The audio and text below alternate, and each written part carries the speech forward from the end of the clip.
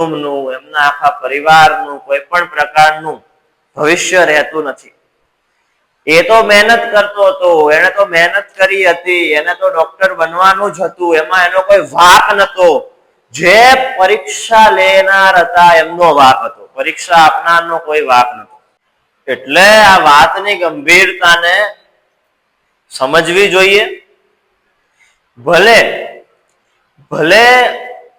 Paper પતી ગયું છે, બીજી વાર પેપર લેવાઈ ગયું છે અને એના રિઝલ્ટ પણ આવી ગયા છે, તેમ છતાં અત્યારે જે કઈ ચાલી રહ્યું છે તે ઉત્તમથી ઉત્તમ ચાલી રહ્યું છે.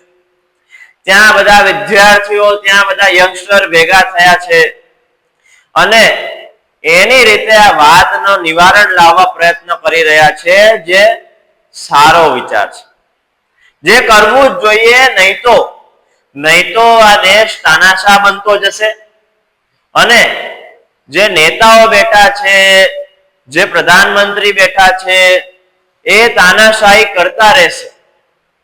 હવે આમ વિચારવા જઈએ તો અત્યાર સુધીમાં એ લોકોને ઘણા બધા પગલા લઈ લેવા જોઈએ.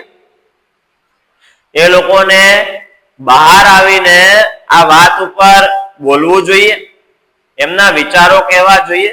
પણ એમની પાસે કહેવા જેવું કાંઈ નથી, કેમ કે વાક જ એમનો છે. એટલા માટે એ લોકો બહાર નથી આવી રહ્યા, બોલી નથી રહ્યા. અને આ વાતને રફાદફી કરી દેવામાં આવશે. થોડાક સમય પછી લોકો ભૂલી જશે અને જેમ ચાલતું હતું એમ ચાલતું રહેશે. એવું ન કરાય. ભલે વાત પતી ગઈ છે, ભલે રિઝલ્ટ આવી ગયા છે, પરંતુ આ હવે મુદ્દો ઉઠ્યો હોય તો બધાએ આ મુદ્દા તરફ આગળ વધવું જોઈએ, જેનાથી સરકારને ખબર પડે કે આ દેશ લોકશાહી દેશ છે.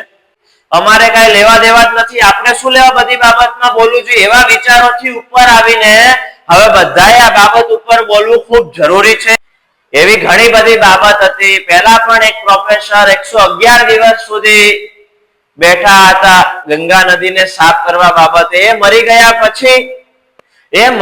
પછી પ્રધાનમંત્રી કહે છે કે મને દુઃખ થયું કે આ મરી ગયા, પણ જ્યાં સુધી એ મર્યા નહોતા ત્યાં સુધી બહાર ન આવવામાં આવ્યું અને ત્યાં સુધી કાંઈ બાબત ઉપર બોલવામાં ન આવ્યું.